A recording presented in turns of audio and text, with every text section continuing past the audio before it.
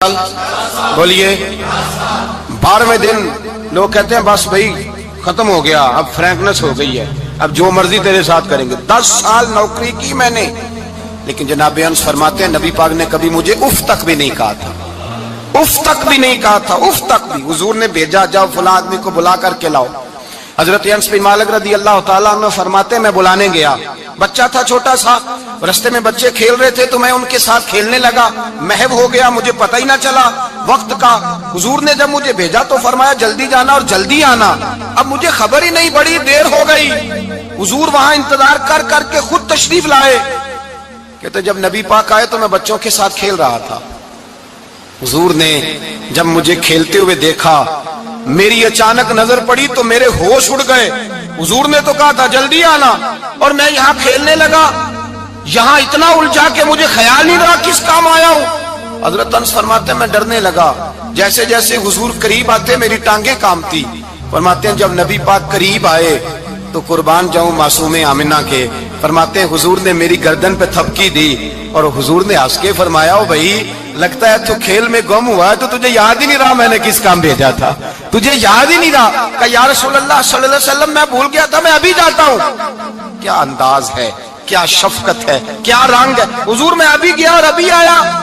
नबी पाक ने फरमाया नहीं यार तू खेल, मैं खुद ही चला जाता, तू खेल, यहां मैं खुद जाता। ये एजाज, ये फजीलत, ये दर्जा किसने जर्रों को उठाया और सहरा कर दिया, ये किसने कतरों को मिलाया और दरिया कर दिया, ये किसकी हिकमत ने यतीमों को किया दुर्रे यतीम और गुलामों को दुनिया भर का मौला कर दिया। ये किसने इतना। मेरे भाई मजदूर को हुजूर ने एजाज दिया। नबी पाक अपने हाथ से काम करने वाले के साथ उसने सुलूक करते, मोहब्बत करते, प्यार करते। एक बूढ़ी अम्मा थी जो मस्जिद में झाड़ू देने की मजदूरी करती थी। क्या काम करती थी? दुआ करें अल्लाह हम सबको मस्जिद की सफाई की तौफीक अता फरमाए। बूढ़ी अम्मा थी, मस्जिद की सफाई करती थी, नौकरी करती थी, बीमार हो गई। बुखारी शरीफ में मौजूद है अल्लाह के महबूब सल्लल्लाहु अलैहि वसल्लम रोज तीमारदारी करने जाते। एक वक्त ऐसा आया कि दिन में 2 मरतबा हुजूर तीमारदारी करने जाते। एक शाम नबी पाक ने फरमाया इसका इंतकाल हो जाए तो मुझे इत्तला करना। सहाबा कहते हैं रात के वक्त उनका इंतकाल हुआ, ठंड का मौसम था, हमने हुजूर को तकलीफ देना मुनासिब न समझा, हमने दफन कर दिया। सवेरे अल्लाह के हबीब ने पूछा तुमने मुझे इत्तला क्यों नहीं दी? हुजूर सर्दी बड़ी थी। कौन जाता है मजदूरों के जनाजों में, कौन जाता है मजदूरों के जनाजे में।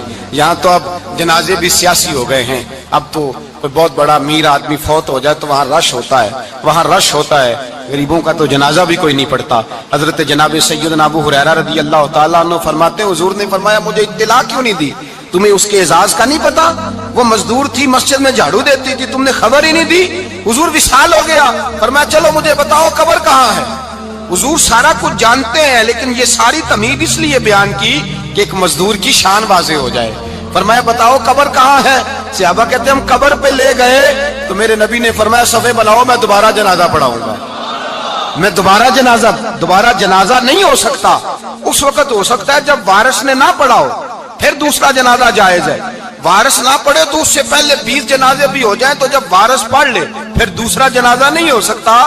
हुजूर ने दूसरा जनाजा इसलिए पढ़ा है कि हुजूर अपनी सारी उम्मत के वारिस हैं, नबी पाक सारी उम्मत के वारिस हैं। फरमाया पर बनाओ सफे, मैं जनाजा पढ़ाता हूँ। मजदूर को एजाज दिया, प्यार किया।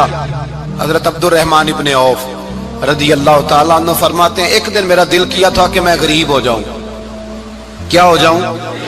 आप अपने लिए दुआ ना करें, लेकिन हजरत अब्दुर रहमान इब्ने औफ के अल्फाज तो दोहराएं।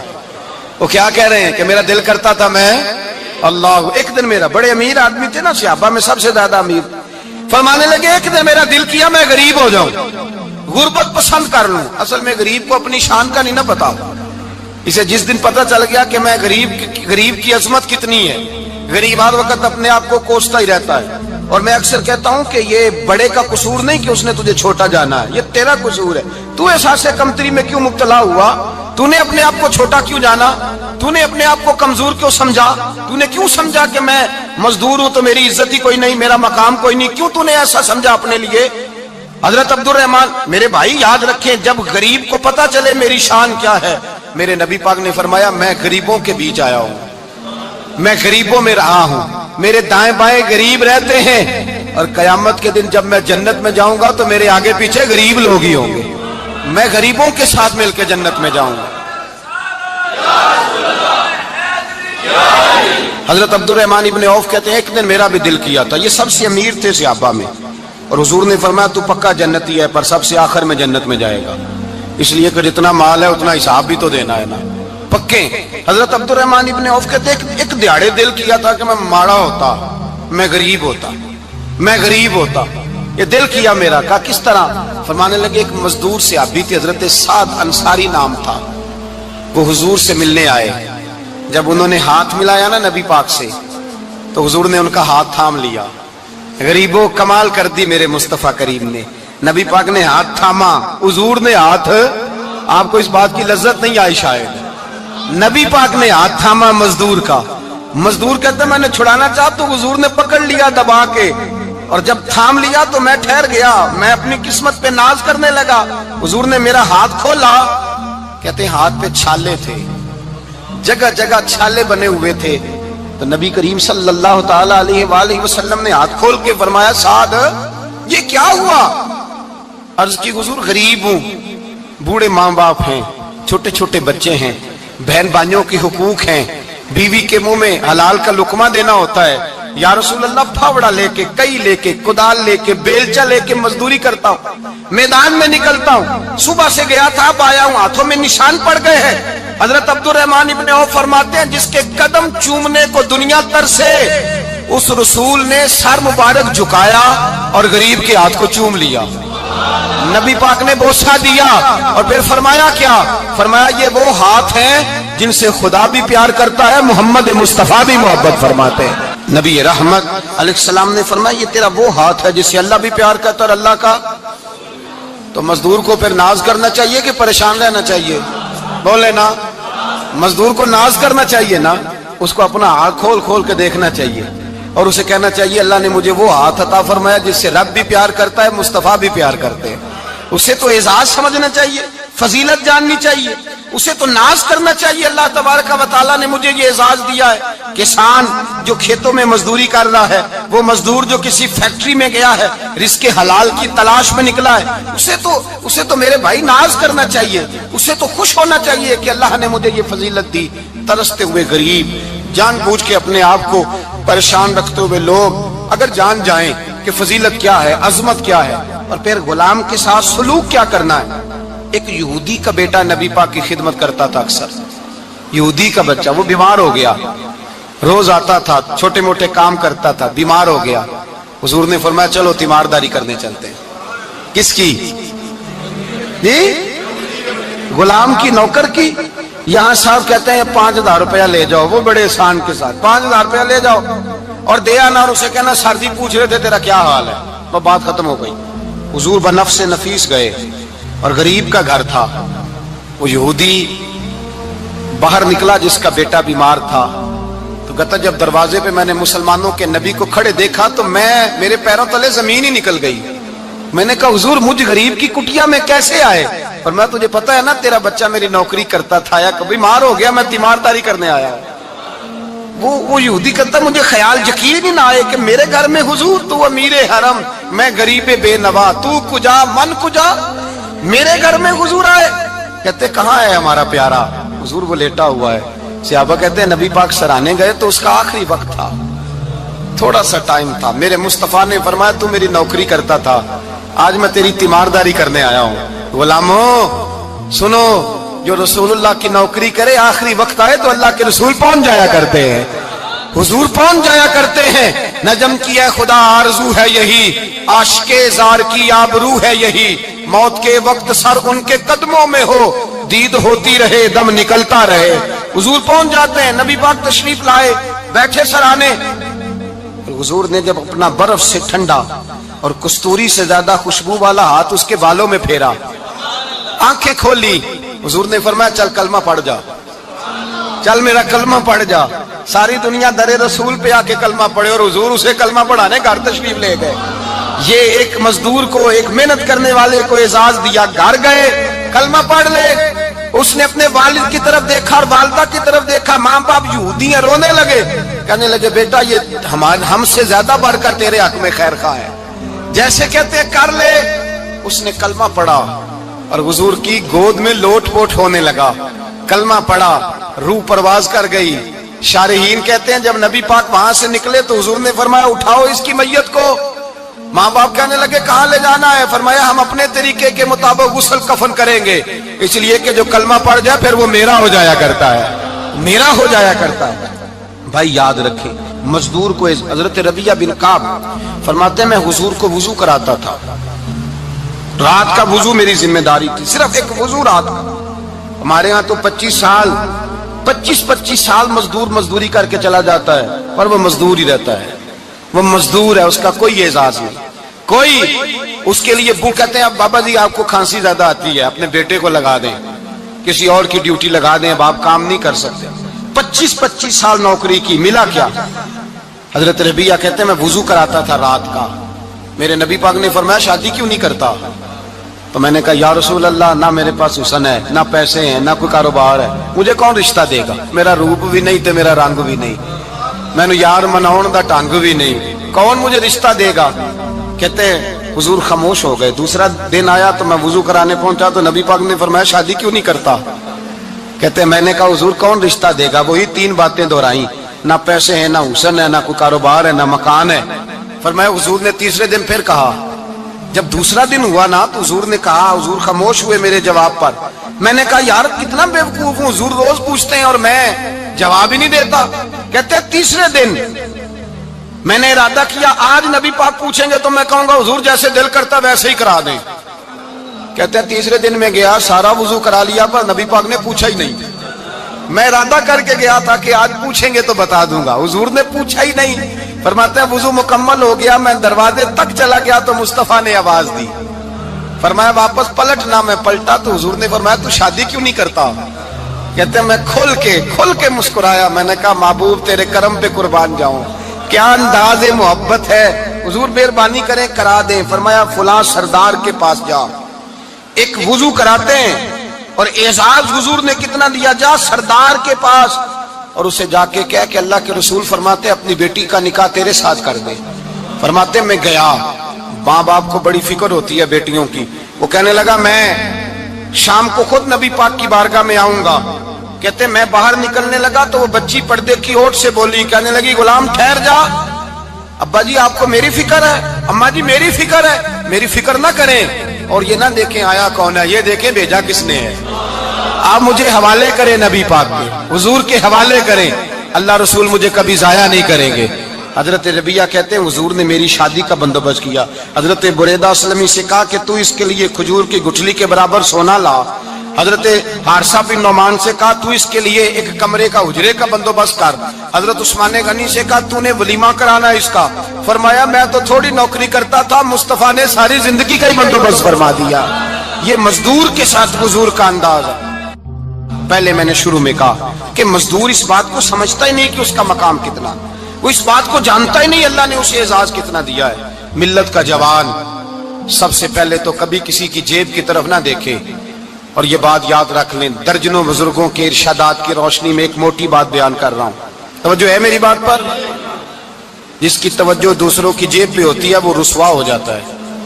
کاہل لوگ جو زندگی میں صرف ہاتھ پھیلانے کے عادی ہوتے ہیں، ان کے دامن میں سوائے رسوائی کے کچھ نہیں آتا، ان کے حصے میں سوائے بدنامی کے کچھ نہیں آتا، اور جو اپنی بازو کی قوت کے زور پر، اقبال کہتے ہیں اپنی دنیا آپ پیدا کر اگر زندوں میں ہے، سر آدم ہے ضمیر کن فکاں ہے زندگی، اپنے لیے خود جینا سیکھیں، ملت کے لیے کچھ کرنا سیکھیں۔ معاشرے کے اندر اس سے ادھار پکڑ کے اس کو دے دیا تو اس سے پکڑ کے اس کو دے دیا، 2 دن اس کے پاس چلے گئے لینے تو 4 دن اس کے پاس چلے گئے، کبھی کو دوست باہر سے آ گیا تو اس کے پیچھے بھاگنے لگے، چاپلوسی کرنے لگے، 2-4 جوڑوں کی خاطر، ایک موبائل کی خاطر، چھوڑیں اس دھندے سے باہر آئیں۔ میں نے کہا ایک پیشہ برا ہے، ایک پیشہ، اور وہ ہے ہاتھ پھیلانا، باقی کوئی پیشہ برا نہیں۔ 18 گھنٹے مزدوری کرو، نکلو باہر، نکلو میدان میں آؤ، جدوجہد کرو، مزدوری کرو جب تیرا ہاتھ مزدوری تک جائے، اور یاد رکھو رزق حلال کھانا ہے اور رزق حلال ہی کھلانا ہے، یہ وقار ہے، رزق حلال مومن کا وقار ہے۔ جو لوگ لقمہ حرام کھاتے ہیں وہ اپنا وجود کھو بیٹھتے ہیں، روحانی طاقتیں کھو بیٹھتے ہیں۔ میرے اعلیٰ حضرت رحمت اللہ علیہ فرماتے ہیں جس کا نماز میں دل نہ لگے، جس کا مسجد جانے کو دل نہ کرے، جس کا عبادت پہ توجہ نہ ہو، جس کا دین کی طرف رغبت نہ ہو، اسے غور کرنا چاہیے کہ اس کا کئی رزق میں لقمہ حرام تو شامل نہیں ہو گیا۔ فرمایا جب لقمہ حرام شامل ہوتا ہے تو اللہ تبارک و تعالیٰ معرفت کا نور چھین لیتا ہے، پھر انسان کی زبان سے تاثیر چلی جاتی، پھر اس سے سجدوں کی جو کیفیت ہوتی ہے وہ روٹ جاتی ہے، درود و سلام کے ذائقے نصیب نہیں ہوتے۔ میرے مصطفیٰ کریم صلی اللہ علیہ وسلم گزر رہے تھے، ایک آدمی دعا مانگ رہا تھا، یا رب یا رب یا رب یا رب کہہ رہا تھا۔ نبی پاک نے فرمایا یہ قیامت تک بھی دعا مانگے تو اس کی قبول نہیں ہوگی۔ صحابہ نے کہا حضور آپ تو رحمت للعالمین ہیں اور آپ فرما رہے ہیں اس کی دعا قبول نہیں ہوگی۔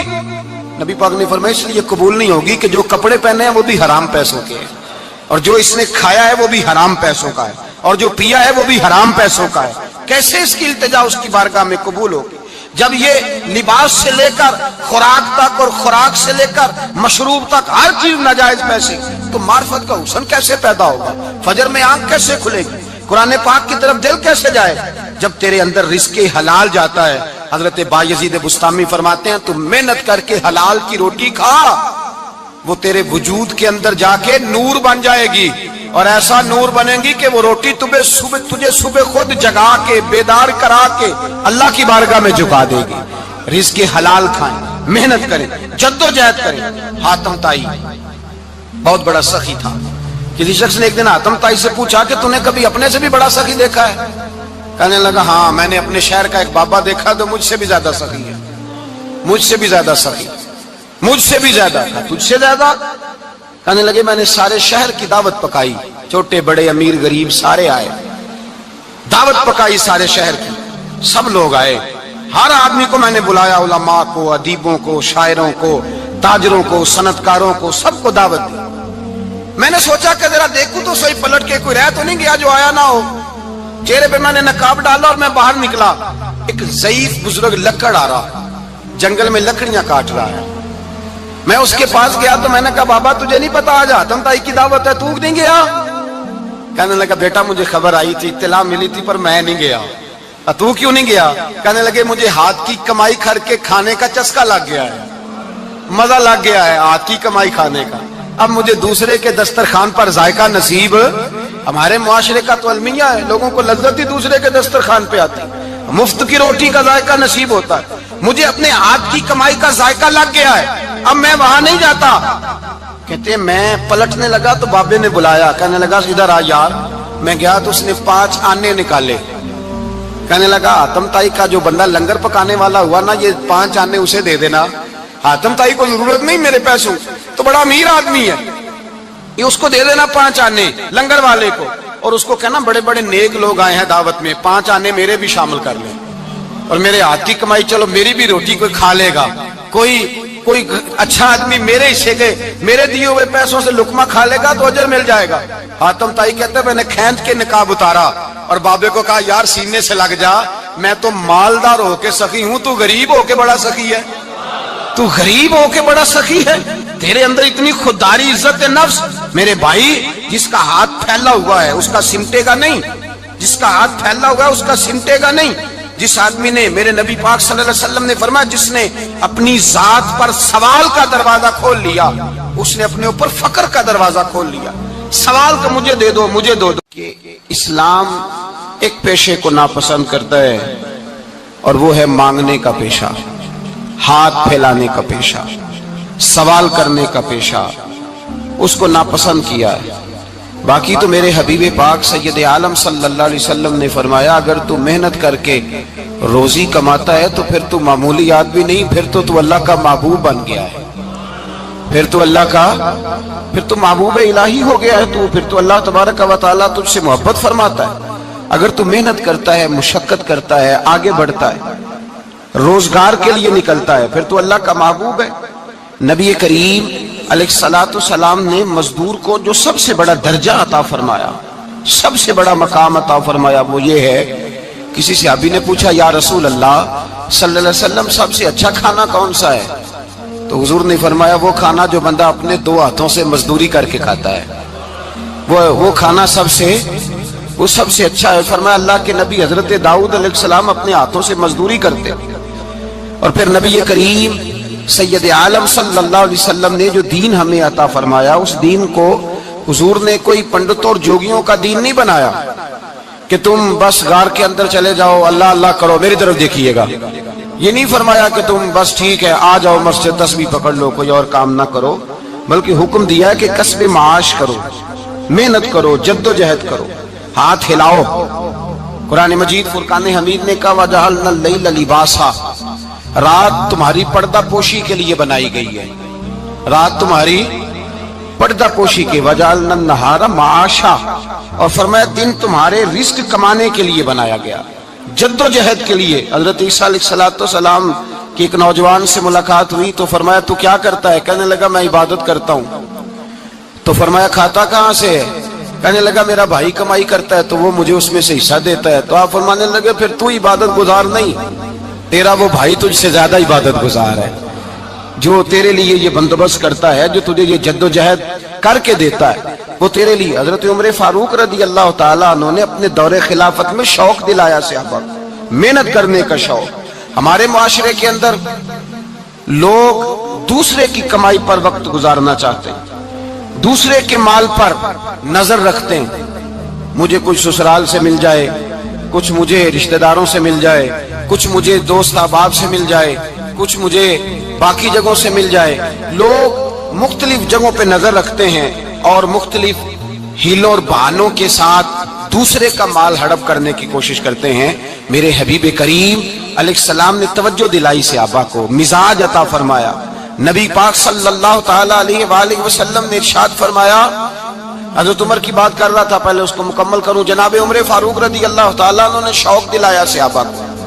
تو ایک دن آپ گزر رہے تھے تو ایک صحابی وہ درخت لگا رہے تھے، اپنے ہاتھ سے درخت لگا رہے تھے۔ تو حضرت عمر فاروق رضی اللہ تعالیٰ عنہ نے دیکھا تو دیکھ کر فرمانے لگے تجھے مبارک ہو، تجھے۔ فرمایا اللہ تبارک و تعالیٰ تیری عزت بھی بڑھا دے گا اور تیری محتاجی بھی دور فرما دے گا، اس لیے کہ تو محنت کر رہا ہے، تو جد و جہد کر رہا ہے، تو اپنے ہاتھ سے کوشش کر رہا ہے۔ اللہ تبارک و تعالیٰ تیرا رزق بھی بڑھا دے گا اور اللہ تیری عزت میں بھی اضافہ کرے گا۔ نبی کریم علیہ السلام نے فرمایا عدل کرنے والے بادشاہ کے ساتھ جو آدمی جہاد کے لیے نکلے اس کا دین میں سب سے بڑا درجہ ہے۔ عدل کرنے والے حکمران کے ساتھ جو جہاد کے لیے نکلے اس کا سب سے بڑا درجہ ہے۔ فرمایا میرا وہ غلام جو صبح سے لے کر شام تک ایک دن رزق حلال کے لیے محنت کرتا ہے، فرمایا ایک پورا سال عدل کرنے والے بادشاہ کے ساتھ جہاد کرنے سے اللہ ایک دیہڑی لگانے والے مزدور کو زیادہ ثواب عطا فرمائے گا، اللہ اسے زیادہ اجر دے گا، اس لیے کہ وہ جد و جہد کر رہا ہے، وہ کوشش کر رہا ہے، میدان عمل میں نکلا ہوا ہے۔ مزدور کو ایک تو کاہلی بڑی ہے، ہر چوتھا نوجوان جس کو ہم دیکھتے ہیں اس کو پوچھتے ہیں تو کیا کرتا ہے؟ تو کاغذ جمع کرائے باہر جانے کے لیے، تو سالوں بیت گئے، بس وہ نہ کاغذ نکلے نہ صاحب باہر گئے۔ بھائی کوئی کام کر لیں تو کہتے ہیں میرے ابا جی کو 2-4 کروڑ روپیہ دے دیں گے تو کچھ کر لیں گے، اگر نہ دیا تو پھر دیکھیں گے دائیں بائیں۔ اور اس ظلم نے، اس زیادتی نے گناہ کے دروازے کھولے ہیں، لالچ کے دروازے کھولے ہیں، قتل کے دروازے کھولے ہیں۔ اس گناہ نے رشتے ناطے توڑ ڈالے، لوگ کسی کی ذات سے تو پیار کر ہی نہیں رہے، جیب سے محبت ہو رہی ہے۔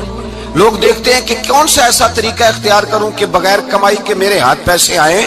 اور خدا کے بندو یاد رکھو اللہ تبارک و تعالیٰ فرماتا ہے دنیا تجھے کیا دے سکتی ہے، لوگ تو محتاج ہیں، تو محنت کر اور توجہ میری بارگاہ کی طرف رکھ۔ حضرت عمر فاروق فرماتے ہیں مصطفیٰ کریم صلی اللہ علیہ وسلم نے فرمایا جو توجہ اللہ کی جانب رکھے اور کوشش کے لیے نکل کھڑا ہو، اس طرح پرندہ سویرے بھوکا جاتا ہے شام کو پیٹ بھر کے آتا ہے، اللہ اس بندے کو بھی پیٹ بھر کے روزی عطا فرمائے گا۔ حضرت حسن بصری رحمت اللہ علیہ تشریف فرماتے تو ایک نوجوان آیا، اس نوجوان نے کہا حضرت آج کے بعد میں نے فکر نہیں کرنی کام کاج کی، میں نے نہیں کوئی بھی توجہ کرنی کمانا کیسے ہے کھانا کیسے ہے، میری فکریں دور ہو گئیں۔ فرمایا کیا ہوا؟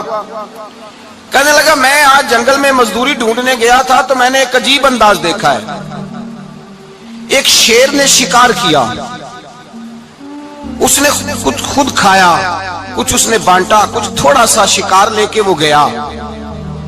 پہاڑ کی چوٹی پر ایک لومڑی بیٹھی تھی، وہ لومڑی دونوں ٹانگوں سے معذور بھی تھی، آنکھوں سے اندھی بھی تھی. اس شیر نے جا کے اس کے منہ کے اندر وہ شکار ڈالا ہے اور لومڑی نے کھایا ہے. کہنے لگا جو رب اندھی اور لنگڑی لومڑی کو پہاڑ پر رزق دے سکتا ہے مجھے بھی دے دے گا، میں نے کوئی کام نہیں کرنا. تو حضرت حسن بصری رحمت اللہ علیہ فرمانے لگے کتنی چیزیں دیکھی تو نے، ایک شیر اور ایک لومڑی. فرمانے لگے تو نے لومڑی بننے کا پروگرام بنایا، شیر بننے کا کیوں نہیں بنایا؟ تو شیر بننا، خود بھی کھا دوسروں کو بھی کھلا، تو نے لومڑی بننے کا پروگرام بنایا ہے. مزدوروں، گویا حضرت حسن بصری فرما رہے ہیں کہ مزدور لومڑی نہیں ہوتا، مزدور تو شیر ہوتا ہے. مزدور تو یہ تو شیر ہوتا ہے، شیر. اس کا مالک جو جس نے اس کو دیہڑی پہ رکھا ہے وہ بھی مزدور کی کمائی کھا رہا ہوتا ہے، وہ بھی مزدور کی. تو مزدور تو شیر ہے. انہیں سر جھکا کے نہیں جینا چاہیے، انہیں سر اٹھا کے جینا چاہیے. یہ تو بڑے قیمتی وجود کے لوگ ہیں جو مزدوری کرنے نکلتے ہیں. ان کے کچھ حقوق ہیں، کچھ حقوق. ہمارے حکمران بھی حقوق کا تعین کرتے ہیں، کہتے ہیں 15,000 سے زیادہ. یہ جو بجٹ آیا ہے نا اس میں 15,000 سے زیادہ، کہتے ہیں مزدور کی تنخواہ 15,000 ہونی چاہیے. کتنی جی؟ 15,000 سے کون سا گھر چلتا ہے؟ ویسے مولویوں کی بھی اتنی ہے، اور میرے خیال ہے کم مولویوں کی 15,000 ہے، 10 کے قریب ہی ہے. اور اس کو بھی کہتے ہیں کہ تو بڑا کھاتا ہے، ارادہ ہے عید کے بعد تجھے چھٹی کرا دی جائے، بڑے خرچے ہیں تیرے مولوی. 15,000 روپیہ تنخواہ مزدور کی، گزارا ہوتا ہے؟ آؤ میں تمہیں وہ اس بارگاہ پہ لے جاؤں جس نے سب کو شان عطا فرمائی ہے. حضرت ابوبکر صدیق رضی اللہ تعالیٰ عنہ خلیفۃ المسلمین بنے. خلیفہ بنے تو سویرے، جس رات خلیفہ بنے سویرے سر پہ ٹوکری رکھی، منڈی کی طرف جا رہے ہیں. حضرت عمر فاروق رضی اللہ تعالیٰ عنہ مولا علی شیر خدا کو کسی نے بتایا کہ وہ تمہارا خلیفہ تو جا رہا ہے مزدوری کرنے، وہ تو جا رہا ہے کمائی کرنے. حضرت علی شیر خدا مولا کائنات جناب فاروق اعظم دونوں نے رستے میں روکا کہ ابو بکر کہاں جا رہے ہو؟ فرمانے لگے کام کرنے جا رہا ہوں، مزدوری کروں گا، منڈی میں جاؤں گا، تجارت کرتا تھا اس کو جاری رکھوں گا، بچوں کا پیٹ بھی تو پالنا ہے. اب تمہاری حکومت کے پیچھے بچے تو نہیں نا بھوکے مروا لینے، میں نے کچھ کرنا تو ہے. حضرت عمر کہنے لگے چلا آ کے بیٹھ، ہم صحابہ کو اکٹھا کرتے ہیں اور مال غنیمت سے تیرا وظیفہ لگاتے ہیں، آپ کو وظیفہ ملے گا ماہانہ. تو آپ بیٹھ کر کے مسجد میں تو ڈیوٹی کریں. بیٹھ گئے، مشاورت ہوئی تو حضرت ابوبکر صدیق رضی اللہ تعالیٰ پوچھنے لگے جناب بتلائیے آپ کا کتنا وظیفہ لگایا جائے؟ تو حضرت ابوبکر صدیق فرمانے لگے اتنا لگا دو جتنی ایک مزدور کی تنخواہ ہوتی ہے. تو ایک صحابی بول کے بڑے میٹھے اور دھیمے لہجے میں کہنے لگے ابو بکر اگر تیرا گزارا نہ ہوا تو، اگر تیرا گزارا نہ ہوا تو. حضرت ابو بکر صدیق فرمانے لگے اگر میرا گزارا نہ ہوا تو میں مزدوروں کی تنخواہوں میں اضافہ کر دوں گا، اگر مزدوروں کے گھر جلنے لگیں گے تو میرا بھی چلے گا، میں ان کی تنخواہیں بڑھاؤں گا صرف اپنی. تو مزدور کے حقوق کا تعین کیا. سب سے پہلے تو میرے نبی پاک علیہ السلام نے منع فرمایا، فرمایا جس کو مزدوری پر رکھو پہلے اس کے ساتھ اجرت طے کرو. حضور صلی اللہ علیہ وسلم نے فرمایا جب تک اجرت واضح نہ ہو جاؤ کسی کو کام پر، جب تک اجرت واضح نہ ہو جائے، مکمل نہ ہو جائے کہ کیا دینا ہے، طے کریں. کیا لوگے جو جناب دے دیں گے لے لوں گا، شریعت اس کو پسند نہیں کرتی، محبوب نہیں رکھتی. پہلے اس کے ساتھ پہلا حق مزدور کو یہ دیا کہ اس کی اجرت پہلے، بولیے اجرت پہلے اجرت طے ہوگی، یہ پہلا حق ہے. اور مزدور کا دوسرا حق کیا بیان کیا میرے نبی پاک نے؟ فرمایا جب، اور یہ ایسی اعلیٰ بات ہے کہ جتنے حقوق لکھنے والے ہیں نا، جتنے بین الاقوامی سطح پر انسانی حقوق کا چارٹر بنانے والے ہیں، وہ کہتے ہیں کہ یہ ایسا نقطہ حضور نے بیان کر دیا ہے کہ اس سے آگے کو بڑھ ہی نہیں سکتا. یہ ایسی بات ہے کہ جس کی شرح بھی کوئی نہیں کر سکتا. میرے حبیب کریم علیہ الصلوۃ والسلام نے فرمایا پہلے طے کرو. اور کیا خوبصورت لفظ ہے، قانون بنا دیا. فرمایا جب مزدور مزدوری کر لے تو اس کا پسینہ خشک ہونے سے پہلے اسے ادا کر دینا. اس کا پسینہ خشک ہونے سے پہلے اسے اس کی مزدوری دے دو. بیچارے نے محنت کی ہے، اپنے گھر جائے. یہ نہیں کہ اس نے مزدوری کیا تو تم نے کہا نہیں ادھر سے پینٹ صحیح نہیں ہوا، یہ تو لے جا 2,000 اور پھر میں تیرا حساب کروں گا، ابھی ذرا میں چیک کرا لوں 2-4 لوگوں کو بلا کر کے. وہ فلاں جگہ سے نا ایک کونا خالی رہ گیا. اللہ سے ڈرنا چاہیے، اللہ سے ڈرنا چاہیے.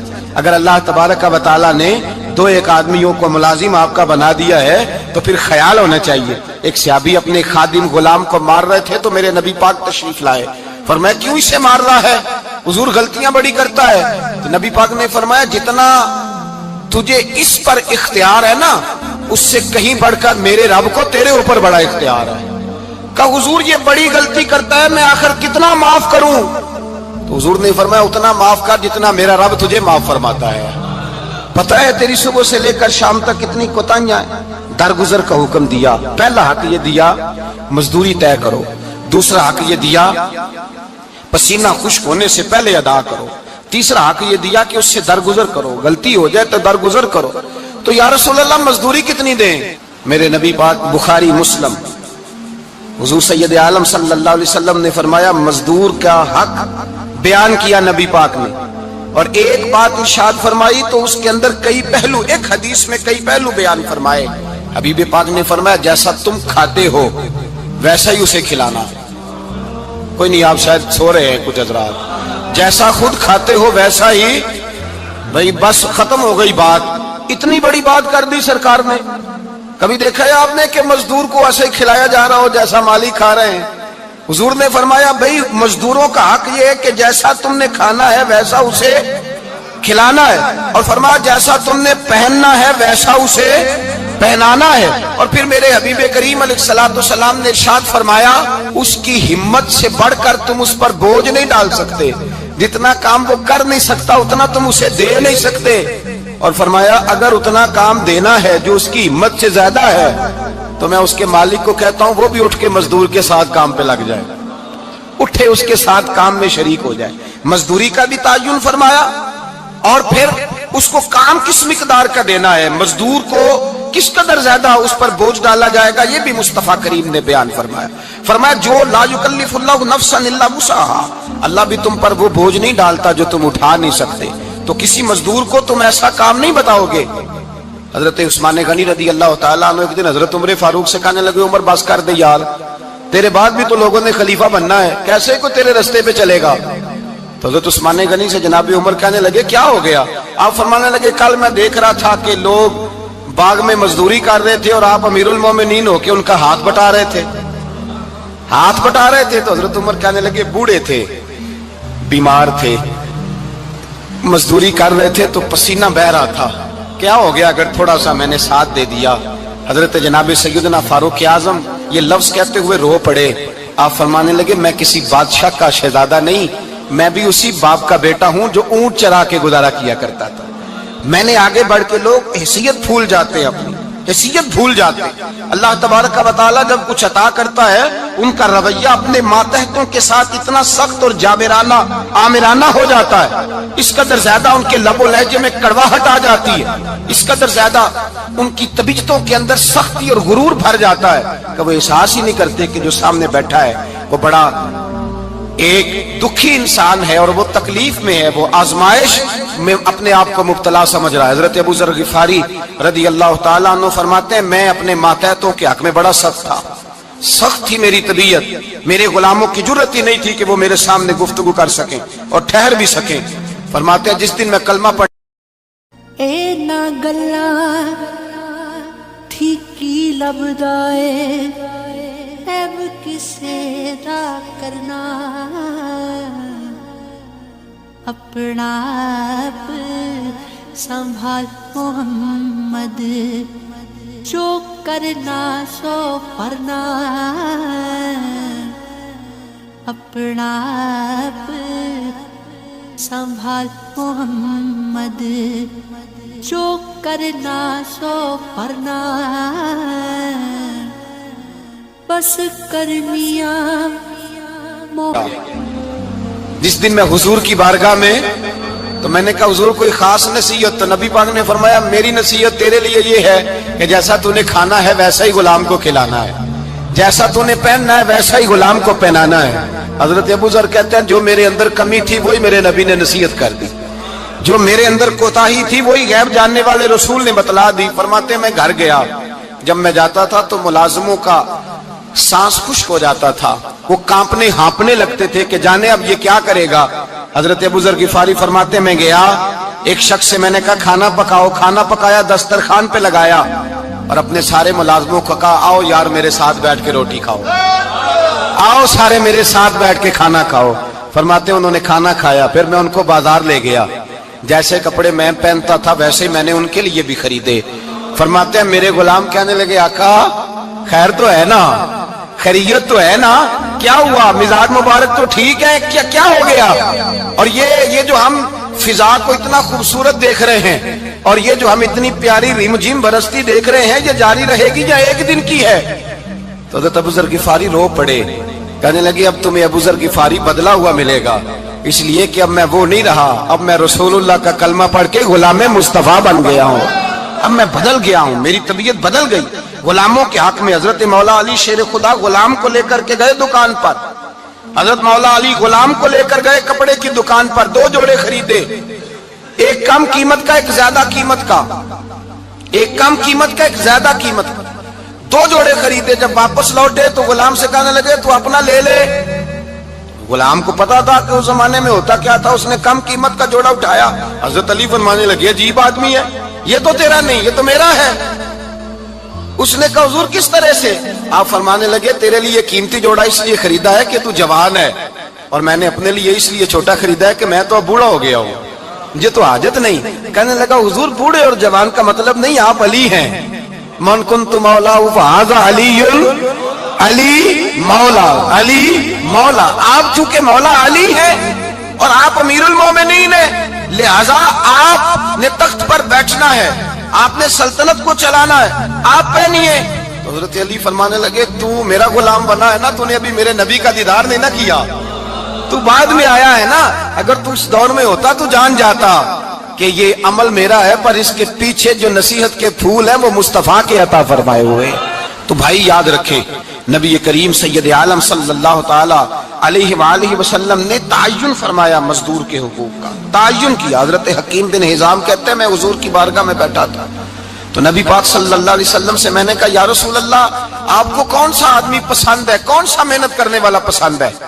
تو حضور نے فرمایا جس کے دونوں ہاتھ کام کریں، دونوں پیر چلیں اور اس کی پیشانی پر پسینہ آئے، وہ بندہ مجھے بڑا اچھا لگتا ہے۔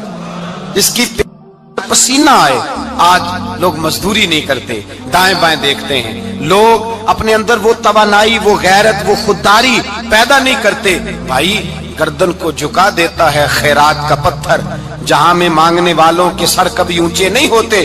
اور ایک بار کہنے لگے غیرت ہے بڑی چیز جہانے تگ و دو میں، پہناتی ہے یہ فقر کو تاج سردارا۔ اپنے اندر یہ توانائی پیدا کرنی چاہیے، یہ کوشش کرنی چاہیے۔ میرے نبی کریم صلی اللہ علیہ وسلم نے فرمایا تمہارے بعض گناہ ایسے ہیں جو صرف تم مزدوری کرنے جاؤ گے تو اللہ تمہاری مزدوری کی وجہ سے ہی تمہارے گناہ معاف فرما دے گا، اللہ تمہاری محنت اور کوشش کے سبب سے تمہاری ان غلطیوں سے درگزر فرمائے گا۔ حبیب کریم سید عالم صلی اللہ علیہ وسلم نے فرمایا مزدور جب قیامت کے دن آئے گا، بھئی عالم تو آیا، صوفی تو آیا، درویش تو آیا، صحابہ تو آئے، ان کا آنا تو شفاعت کے لیے شمار کیا گیا۔ میرے مصطفیٰ نے فرمایا جب مزدور آئے گا، مزدور کی سب سے بڑی غلطی یہ ہے کہ مزدور اپنے آپ کو نیچ سمجھتا ہے، مزدور کی سب سے بڑی غلطی یہ ہے کہ یہ اپنے آپ کو چھوٹا سمجھتا ہے، اس کی زیادتی یہ ہے کہ یہ اپنی سوچ کو بڑا نہیں کرتا، یہ سمجھتا ہے نہیں کہ بھئی میں تو 2 ہاتھوں کی محنت کی کمائی کھاتا ہوں، یہ آرزو کرم اور میں آپ سے کروں، یہ بھیک اس کو دیجئے جس کا خدا نہ ہو۔ مزدور کی زیادتی یہ ہے کہ یہ اپنے آپ کو چھوٹا جانتا ہے۔ میرے مصطفیٰ نے فرمایا جب مزدور محنت کرنے والا قیامت کے دن آئے گا تو اس کا چہرہ اس طرح چمکے گا جس طرح 14ویں کا چاند چمکا کرتا ہے، اس قدر اس کا چہرہ چمکے گا جب آئے گا وہ صبح قیامت۔ میرے بھائیو مزدور ایک عظیم شخصیت کا نام ہے۔ محنت کرنا، اپنے دونوں ہاتھوں سے مشقت کرنا، جدوجہد کرنا۔ مجھے کئی سارے لوگ، میں جب ملک کے مختلف گوشوں میں جاتا ہوں تو کئی سارے لوگ کہتے ہیں آپ کے ابا جی کا مزار کدھر ہے، آپ کس مزار کے سجادہ نشین ہیں؟ تو میں ان سے کہتا ہوں میں سجادہ نشین نہیں، میں تو کسان کا بیٹا ہوں، اور میں اس شخص کا بیٹا ہوں جو رات کو 2 بجے اٹھ کے بھی گھر سے نکلتے تھے 2 نفل پڑھ کے، تو ہم پوچھتے تھے کہ اماں جی ابا جی کہاں گئے؟ تو کہتے تھے چند کھیتوں کو پانی لگانا تھا، اور رات کو رخصت ہو گئے۔ فخر کی بات ہے، یہ اعزاز کی بات ہے، یہ اعزاز کی بات ہے۔ ہم نے ساری زندگی ان کے ہاتھ پہ چھالے دیکھے، لیکن بات لفظ زبان پر یہی دیکھی کہ بیٹا عزت والا وہی ہوتا ہے جو اپنے ہاتھوں سے محنت کر کے روزی کھایا کرتا ہے. بھائی یاد رکھیں یہ اعزاز کی بات ہے. اعزاز مزدور کا بیٹا فخر کرے, کسان کا بیٹا ناز کرے. وہ جو آدمی سویرے جاتا ہے ویلڈنگ کا پلانٹ لے کے کام کرنے, اس کا بیٹا ناز کرے. وہ جس کا باپ پھاوڑا چلاتا ہے, چھینی چلاتا ہے, تھوڑا چلاتا ہے, وہ ناز کرے. اور مزار صرف ان لوگوں کے نہیں ہوتے جو اللہ اللہ کرتے ہیں, ہو کرتے ہیں. وہ تو قابل اعزاز ہے اللہ کے بندے, ان کے بھی مزار ہوتے ہیں. مزار وہ بھی ہوتا ہے جس کو میرے مصطفیٰ نے فرمایا القاسب حبیب اللہ, جو محنت کرتا تھا, ہاتھوں سے جد و جہد کرتا تھا, وہ بھی تو اللہ کا دوست ہے نا. اس کا بھی تو مزار ہے نا, اس کی بھی تو قبر پر انوار ہے جو اللہ کا محبوب ہو کے گیا. تو بھائی اپنا اعزاز جانے سمجھے اس بات کو. میرے مصطفیٰ کریم صلی اللہ علیہ وسلم مزدور کو عزت دیتے, وقار دیتے, اور جو حضور کے گھر میں خادم ہوتے ان کی ناز برداری کرتے. ہمارے گھر میں جو بی بی برتن دھوتی ہے وہ ہمارے ساتھ بیٹھ کے روٹی نہیں کھا سکتی, اس کو یہ اجازت نہیں ہوتی. ہمارا جو مزدور ہوتا ہے نا, ایک صاحب کہنے لگے یہ بچہ میرے پاس کام کرتا ہے, اس کے ابا جی بھی کرتے تھے. تو میں نے کہا اس کا مطلب یہ ہے کہ تم نے آگے نہیں بڑھنے دیا. تم نے کہا مزدور ہی رہنا ساری زندگی, یہی رہنا میرے پاس, آگے نہ بڑھنا. میرے مصطفیٰ کریم سید عالم صلی اللہ علیہ وسلم کے پاس جو لوگ کام کرتے تھے, محنت کرتے تھے, مشقت کرتے تھے. ہمارا ملازم ڈرتا ہے, کامتا ہے, وہ بات کرتا ہے تو صاحب جی کہتے کہتے زبان تھکتی ہے. 100 دفعہ موڈ کو دیکھتا ہے, گالیاں کھاتا ہے بیچارہ, اس کی عزت نفس کو اچھالا جاتا ہے, اس کو رسوا کیا جاتا ہے, اور وہ بیچارہ رات کو رضائی میں منہ دے کے روتا ہے کہ یار میرے نصیب صرف اس لیے کمزور ہیں کہ میں غریب کے گھر میں پیدا ہوا ہوں. ہم احساس نہیں کرتے, اور مزدور کو کبھی موقع مل جائے جان چھوٹنے کا تو بھاگ جاتا ہے. ہمارا کردار اور اخلاق ایسا نہیں ہوتا. حضرت زید بن حارثہ رسول اللہ کے غلام تھے, نبی پاک کے گھر میں جھاڑو دیتے تھے, برتن مانجتے تھے. یہ بچپن میں اپنے قبیلے سے گم ہو گئے تھے, کسی نے اغوا کر کے لا کر کے بیچ دیا, گم ہو گئے تھے. حضور کی بارگاہ عالی مرتبت میں لائے گئے. حضرت زید بن حارثہ سارا دن کام کاج کرتے. کوئی آدمی آیا ان کے علاقے کا, مکہ مکرمہ, ان کو پہچان کر واپس گیا ان کے قبیلے میں, اور جا کے بتلایا کہ تمہارا بیٹا تو محمد ابن عبداللہ صلی اللہ علیہ وسلم کے پاس. اس وقت حضور نے بھی اللہ نے نبوت نہیں فرمایا تھا. ان کے والد حارثہ چچا لینے آئے, اور نبی پاک کے پاس آئے تو 2 تھیلیاں اشرفیوں کی بھر کے لائے. کہنے لگے حضور یہ پیسے لے لیں, 2 تھیلیوں میں پیسے ڈالیں, دینار ہے, درہم ہے, حضور لے لیں, ہمارا بیٹا دے دیں. نبی پاک صلی اللہ علیہ وسلم نے فرمایا تمہیں غلطی لگ گئی ہے, پیسے پیچھے ہٹاؤ, میں زید کو بلاتا ہوں, میں زید کو, ادھر دیکھیے گا, میں زید کو, میں اسے بلاتا ہوں. اگر وہ جانا چاہے تمہارے ساتھ تو مجھے اعتراض نہیں, لے جانا. چچا اور باپ کہنے لگے آپ عجیب بات کرتے ہیں, وہ غلامی چھوڑ کے نہیں جائے گا. آپ عجیب بات کرتے ہیں, وہ مزدوری چھوڑ کے بادشاہی اختیار نہیں کرے گا. ہم کھاتے پیتے لوگ ہیں, اس کی ماں ترس گئی ہے, اس کو ملنے کو بہنیں روتی ہیں, وہ جائے گا نہیں. میرے حبیب نے فرمایا تم نے ابھی یہ ذائقہ چکھا نہیں, تمہیں اس کا پتہ نہیں, تو میں بلاتا ہوں, اگر جانا چاہے تو پیسوں کی ضرورت نہیں, لے جانا. حضرت زید کو پیغام دیا, آئے. حضور نے فرمایا وہ تمہارے والد کھڑے ہیں, وہ چچا ہیں, لینے آئے ہیں. جناب زید گئے, باپ کے گلے سے لگے. بچھڑے ہوئے باپ بیٹا ایک دوسرے کو مل کے کھل کے روئے. کہا بیٹا تیری ماں کی آنکھیں پتھر ہو گئی تیرا رستہ دیکھ کے, تیری بہنیں ترستی ہیں تیرے چہرے کے دیدار کو. بیٹا وہ گلیاں بھی روتی ہیں جن میں تو کھیلا کرتا تھا, پر اب فکر کی بات کوئی نہیں, اب کوئی پریشانی نہیں. میں پیسے